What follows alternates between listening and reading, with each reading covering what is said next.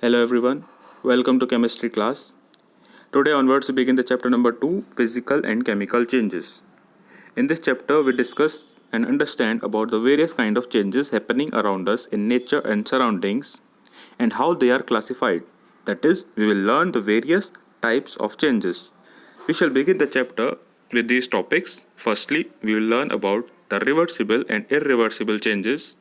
Then we have the periodic and the non-periodic changes.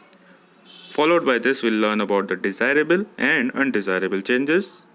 Last but not the least, the most important, the physical and chemical changes. These topics we shall cover in the present video. The remaining ones we shall be covering in the upcoming video that will be given in the next week. At the end of this video, we have discussed the book exercises. Followed by that, I provided you the answers of the revision test assignment that was given to you the previous week. Let us begin today's chapter. The topic here arises is how changes are classified. As I mentioned you earlier, we shall be learning about the various changes. So, how we can classify these changes as the topics I have already told you, these are the various types of changes happening in our surroundings. Whatever happens around us is kind of a change, and that change can be grouped or summed up in one or more categories of changes. They can be reversible, irreversible, periodic or non-periodic, desirable or undesirable, and physical or chemical change. Any one of these can be the change that is happening around us. And these changes are a very important part of the nature. Nature always continues with one way or the other form of change. Let us understand about the reversible and irreversible changes. The definition will begin here. A change is said to be reversible when the opposite can be brought about reversing the condition.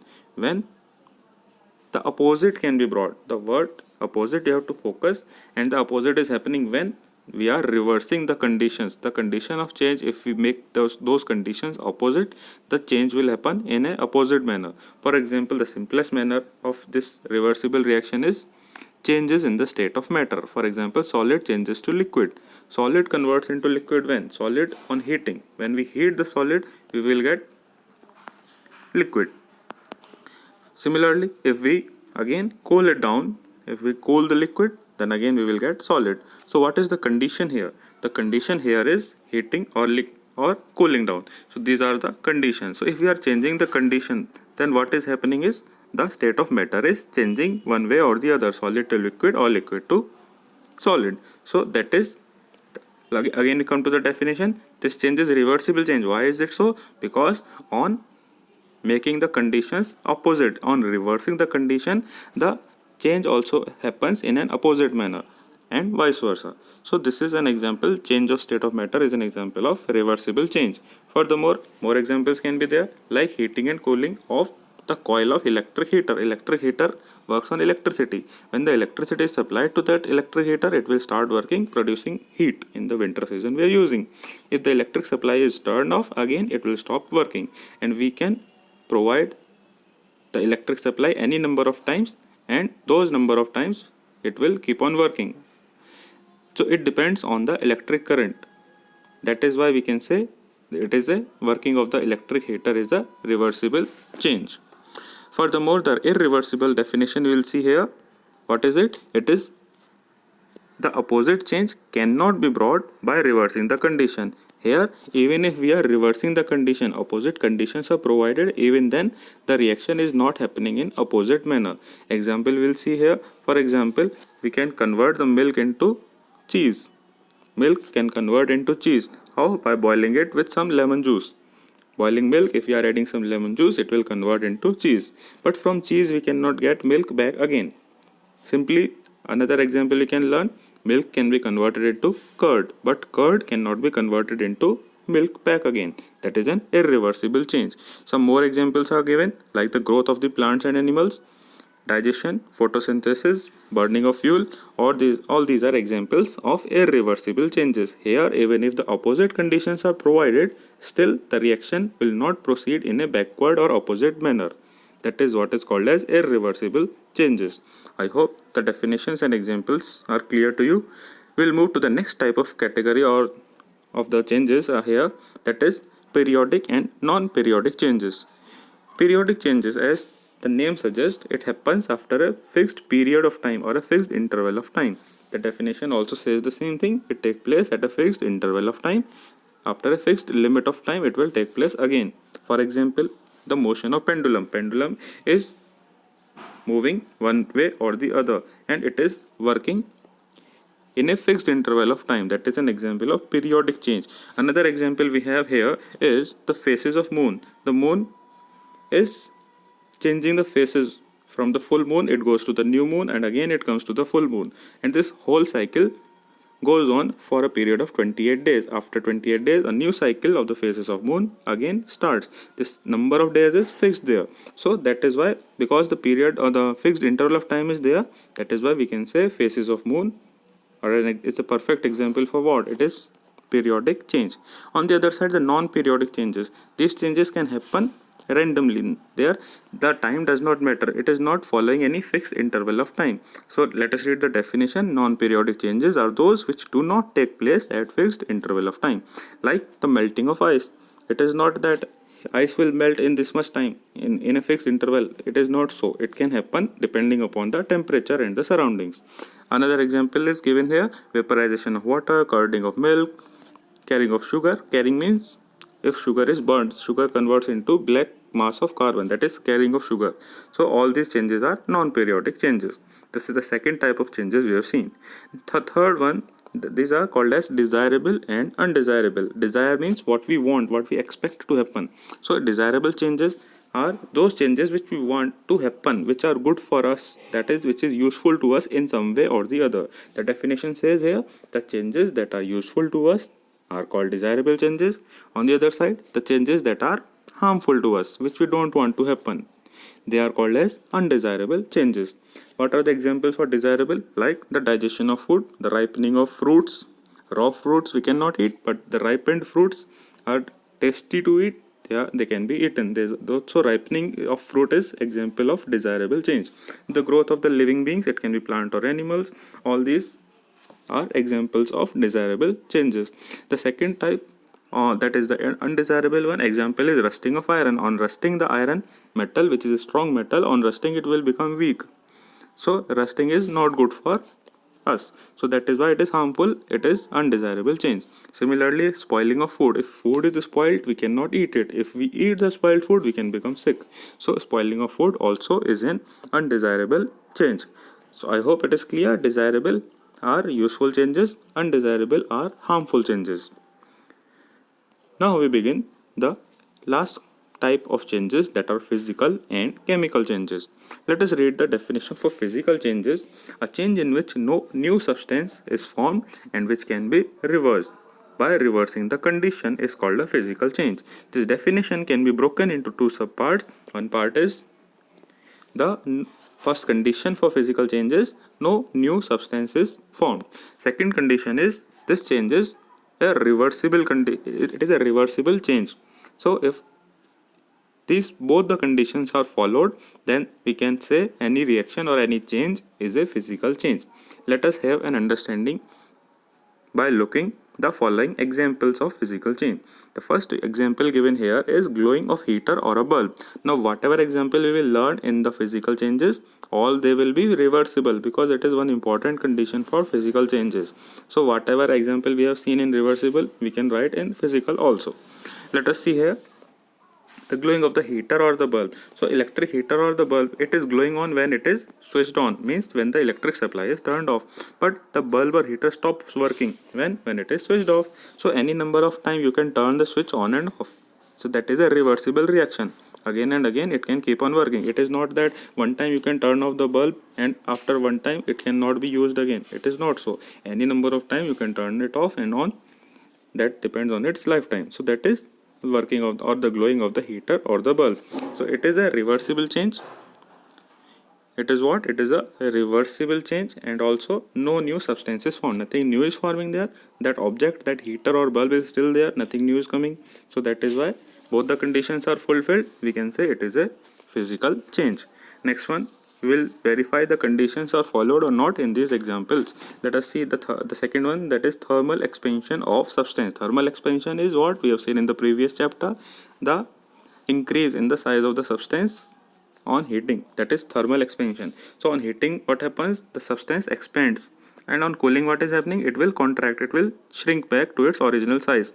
So that is thermal expansion and its topic. Already we have seen in previous chapter. So in this case, what is happening? On heating, the substance will expand, like the railway lines or the electric wires on the roadside. You can see in the summer season, between two poles, the electric wires are bent downward, they are coming downward.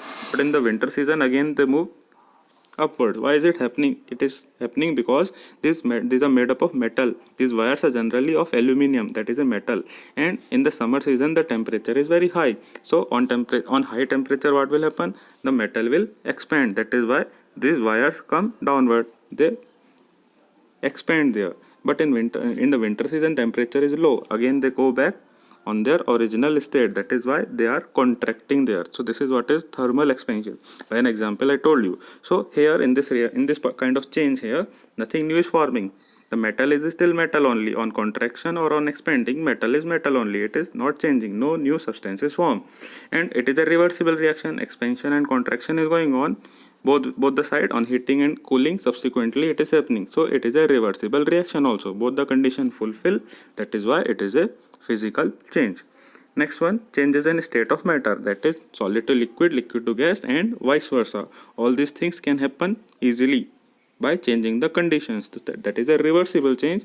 And for example, in this case of ice, for example, ice can change into water, water into water vapor. But all these things, for example, ice is made up of what? It is made up of H2O molecules. Similarly, water is also made of H2O molecules. That means the state of matter is different, solid or liquid, but the molecule which is forming this, the substance is not different.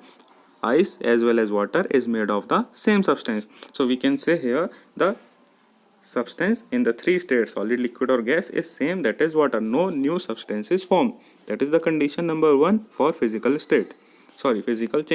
So nothing new is forming. Second thing, it is reversible reaction. Already we have seen. So it is reversible also. Both the conditions are fulfilling here. So change in state of matter is a physical change. Next one is sublimation. This earlier class also you have learned. Sublimation is what? When the solid changes into gas directly. Here liquid state is not observed. So you can see in the photograph there, that is solid is kept there, and that solid is converting into vapor. Solid is there, and that solid is converting into vapor form, into the gaseous form it is changing. So when the solid changes to gaseous form directly without converting into liquid, it is called sublimation. And this gas, if we collect this gas again, it can be converted into solid. All these vapors which are forming here, if we collect them in a container and cool them down, then on cooling they can be converted into solid. So it is a reversible reaction. Solid to gas, gas to solid. It is a reversible reaction, and the solid molecules and the gas molecules are having the same chemical. For example, iodine is an example. Here examples are given: ammonium chloride, naphthalene, camphor, iodine. Any one of these can undergo sublimation. Just for example, iodine in solid state converts to iodine in gaseous state, and its opposite also can be formed. So both the sides, iodine is there in solid also, in gas also, same molecule is there. That is why we can say nothing new is forming, no new substance is formed. That is why sublimation is also what? It is a physical change. Next is dissolving of substance in a liquid. This is another example for physical change. When we dissolve any substance in a liquid, then what is happening? Let us have a look on these terms that are given here for you to understand. It is important. So first is called solute, then we will learn about solvent. When we are mixing or dissolving two things, the one thing which we are dissolving in water, whatever thing we are dissolving, that is called as solute. For example, we add sugar in water. What we are dissolving is sugar. That sugar will be called what? That sugar will be called as solute.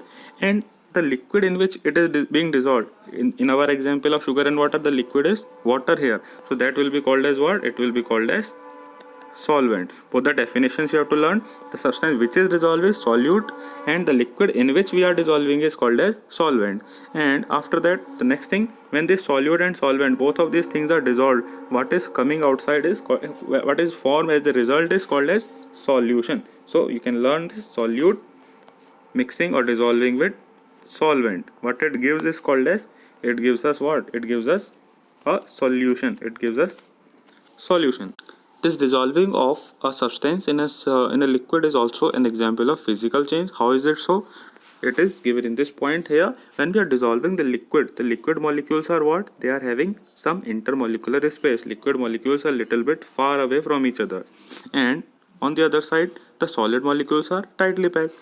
So when we are mixing the solid and the liquid molecules, the solid molecules occupy the space in between the liquid molecules.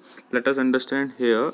For example, the liquid molecules are far away here, and another one are the solid molecules. The solid molecules will occupy the space which is available in between. In between, wherever empty space is there, the solid molecules will come. So solid occupies the space which is available in between the liquid molecules. That is why it is a physical change. If we are heating this now, for example, if we are heating this, then what will happen? The liquid molecules will evaporate outside, and what will remain there is solid only will remain. Just for an example, if we take salt, if we take salt and water, salt is the solute, water is the solvent, and we will get salt solution.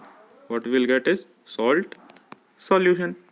And then salt solution, if we are heating, on heating salt solution, what we will get? All the water will evaporate, and again we will get back salt. So dissolving of a substance in any solution in any liquid is a physical change, because it is reversible and nothing new is formed. Salt on mixing in water, still it is salt only containing water, so nothing new is forming there. So that is why it is a physical change.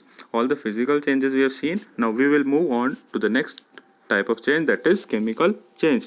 What is the chemical change here? The definition is given. Let us learn. Here a new substance is formed. Physical change, we said nothing new is formed, but here something new will be formed. In physical change we were learning reversible changes, no, but here it cannot be reversed. So two conditions are there. First is new substance is formed. Second thing, this type of changes, chemical changes, are irreversible changes. So whatever example we learned for irreversible can be written for chemical changes also. Let us learn here. Some examples are given. First is burning. Anything when it is burning, what is actually happening? It combines with oxygen of the air. Without oxygen, burning is not possible, or combustion is not possible. So anything when it is burning, it burns in air. So that thing you have to remember. For example, hydrogen burns in air to form a new substance, water. Hydrogen is H2. It combines with oxygen of the air, and what we are getting is it produces water. So a new substance is forming. This is a new substance, and from water, by a simple or physical method, it is not possible to convert back water into hydrogen and oxygen.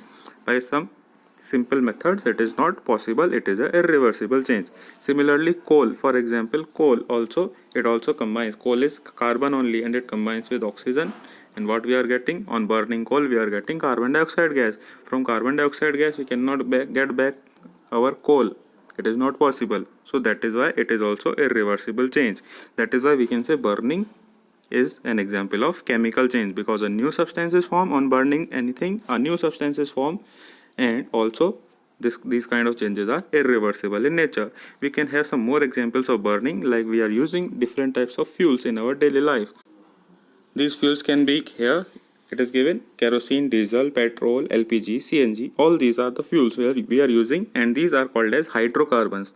Why they are called hydrocarbon? Let us break this term into two parts, hydro and carbon. One means they are made up of carbon and hydrogen. All the compounds, all these fuels are made of carbon and hydrogen. That is why they are called as hydrocarbons. And whenever these hydrocarbons are burned, they will produce energy, and by that we are doing our day-to-day activities. So all these are actually combining with oxygen of the air. As I already told, burning requires oxygen or air.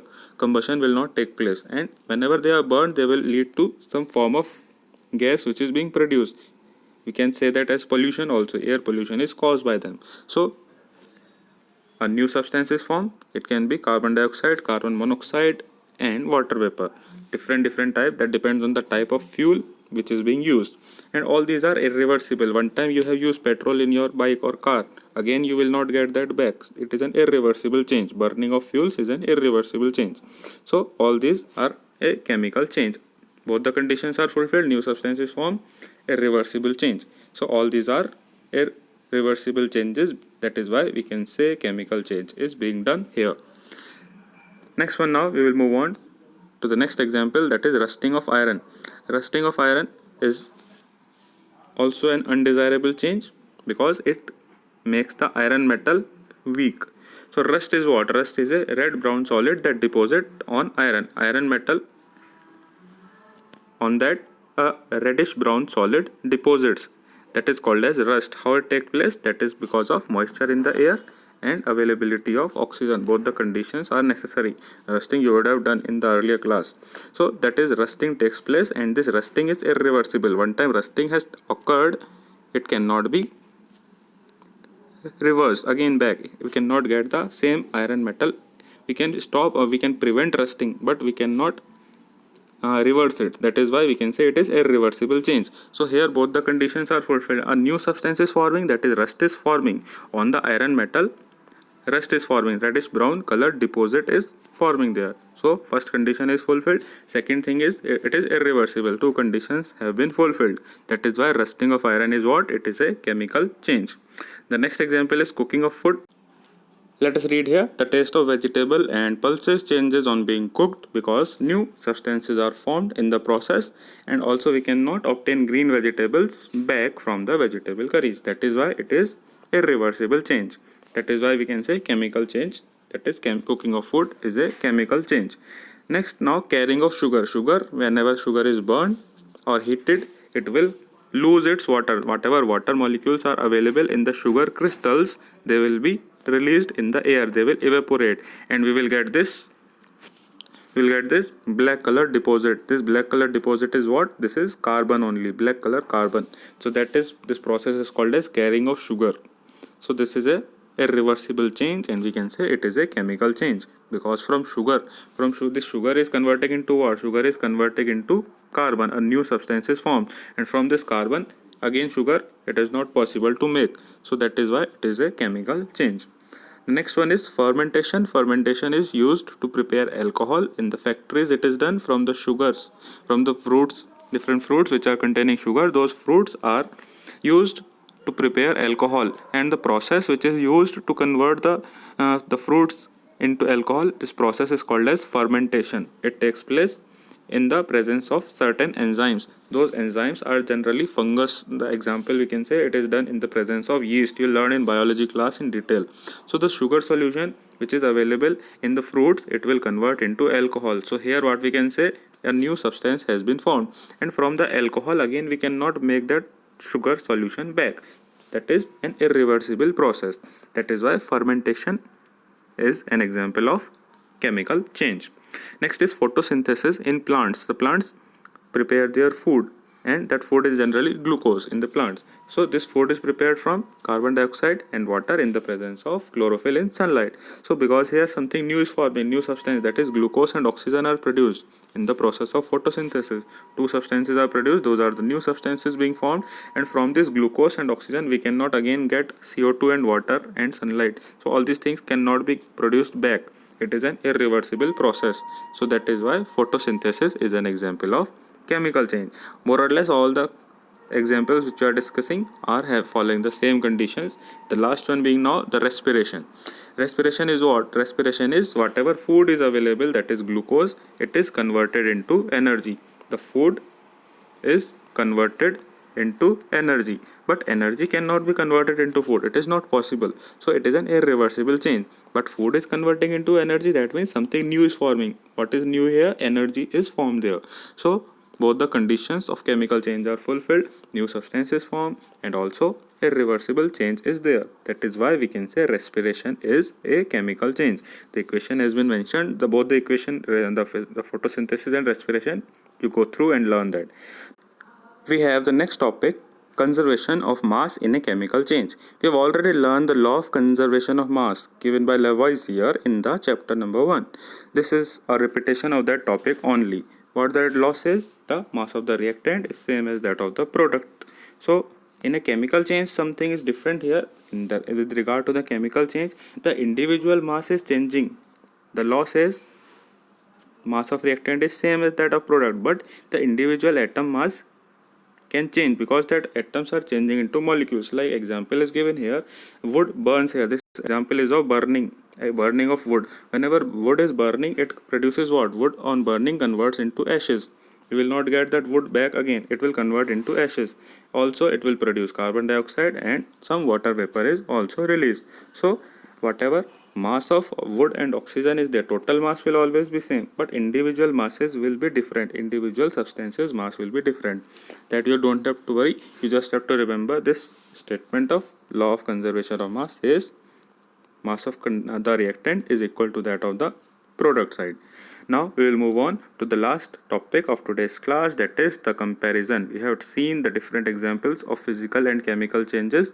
Let us have an analysis or a comparison of both the changes. First is physical changes, temporary. Because why it is so? Because it is reversible. On the other side, chemical change is permanent. Why is it so? Because it is irreversible. In the first 2 points they have given both the comparison. Next side, no new substance is formed in physical change, but new substances are formed in chemical change. Lastly, after a physical change, the mass of this spelling error, mass of the substance remains unaltered. The mass of the individual substance will not change. For example, in ice and water, what is there? What molecules are there? Same thing is there, H2O. So the mass of ice molecules and water molecules are same. Mass does not change. But in the case of the chemical change, they will change. Just now we have seen here na, in the example of burning of wood, individual substance mass will change, but the total mass is being followed. So that is the comparison between the physical and the chemical changes. That is all the explanation part today. The remaining topics we shall be covering in the upcoming video. Let us now move on to the book exercises. Write down all these answers in your book and you have to learn these answers. First is choose the correct, next fill in the blanks and true and false. It is error is there, it should be here. So all these answers are there. Now we will move on to the answers of the revision test assignment which was provided to you last week. Now it is the time to check how much you have done correctly. Here we will now discuss the solution to the revision assignment test. First, fill in the blanks. The question asked was the kinetic energy of particle dash with rising temperature. So the temperature is increasing, the kinetic energy will also increase, and its opposite also follows. That is, if kinetic energy decrease, temperature decrease, kinetic energy increase, temperature also increase. So that is directly proportional to each other. Next, B part. Among ice, water and water vapor, the intermolecular force is dash in water vapor. In the case of the water vapor, that is actually what? That is actually gaseous state. So in the gaseous state, the force or this intermolecular force is minimum or lowest. Anyone you can write here. Next, the kinetic energy dash on cooling. So on cooling, temperature is falling down. So kinetic energy also will decrease. Next, D part, evaporation of a liquid is faster at dash temperature. Evaporation means what? That is, liquid is converting into gas, and liquid has to convert to gas at high temperature. It will take place fastly. More the temperature, the more fastly evaporation will take place. Next, E part, a matter is made up of tiny particles called. So matter is made up of what? Matter is made of molecules. Don't write their atoms or anything else. Correct answer is molecules. Question number 2 is true and false. The collision among the particles in a liquid causes it to evaporate. So evaporation can take place as a result of collision. The answer is true. Yes, because as we heat the liquid molecules are gaining kinetic energy. Their kinetic energy increase and the molecules collide with each other. They hit each other. As a result, they start evaporating. B part now, there is practically no decrease in the total mass of the substance in the chemical reaction. This is related to the law of conservation of mass. So in a chemical change or chemical reaction, there will be no change or no increase or decrease in the mass of the substances. The answer is true. Next now, the C part, the greater the intermolecular force, the greater is the intermolecular space. So if the force is increasing, the force of attraction between the molecule is increasing, what will happen? The molecules will come close to each other. So as a result, the intermolecular space should reduce, but here it is written greater. So answer is false. This is wrong statement. So if intermolecular force is greater or high, then intermolecular space will be less. The answer D now, when a substance is heated, its particles vibrate more vigorously. The correct answer is true. It is related again to the kinetic energy, because substance is heated, heat energy is being absorbed by the substance, and this heat energy is converted to kinetic energy in the molecules of that substance which is absorbing the heat. Correct answer is true. Next now, a liquid evaporates because on heating particles kinetic energy decrease. On heating, kinetic energy does not decrease, it increases. So the answer is false there. The statement is wrong. The question 3 now, choose the correct option. Which of these statement is false?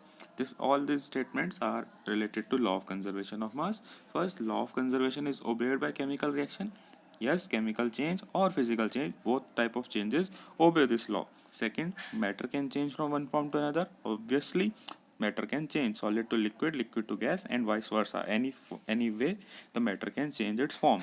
So this also second statement is also correct. Third one, matter cannot be created. Yes, definitely we cannot create matter. We can only change matter from one form to another. The last one, matter can be destroyed. No, this is wrong statement. So that is our answer. We have been asked to choose the false statement. So the fourth statement is false. Matter cannot be destroyed. This is the wrong statement. Matter can be destroyed. It is incorrect. The B part now. The freezing point of liquid is same as that of dash of the solid. So liquid freezing point is equal to the melting point of the solid. Just for example of water, we can take water freezes and becomes ice at 0 degree Celsius. Similarly, ice starts converting to water at 0 degree only. So that is answer is melting point. Next we have to give one word for the following. First is, who gave the law of conservation of mass? It was given by Lavoisier. He is also called the father of chemistry. Next B part, in which state of matter do the particles move the longest distance? Longest distance means more space should be there. So that means we can say it is gaseous state because of maximum intermolecular space. The molecules are free to move because of very less force of attraction. They can move the longest distance. What gives rise to the pressure of gas? So pressure in the gas is as a result of collision. The exact word that has to be the answer is the collisions of the particles are responsible for the pressure of the gas, because if molecules are hitting each other, they will lead that collisions will lead to increase in the pressure of the gas. Next D part, the space between the particles in the matter. This space is called as intermolecular space, because this space is between the molecules, among the molecules only. That is why intermolecular space.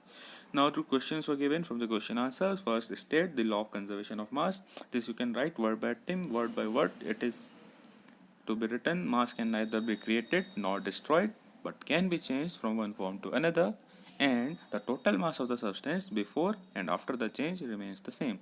This is the law. Next, arrange solid, liquid and gas in increasing order of intermolecular force. So increasing order means minimum force is in width. Minimum force is in gas. Gaseous molecules have minimum force of attraction, followed by liquid, and then last is solid. Solid are tightly packed molecules because of maximum force of attraction. So this is all. The test has been complete. All the answers we have discussed. I hope you have done well. In case you have not scored well, you need to restudy or relook the chapter and revise and read it again.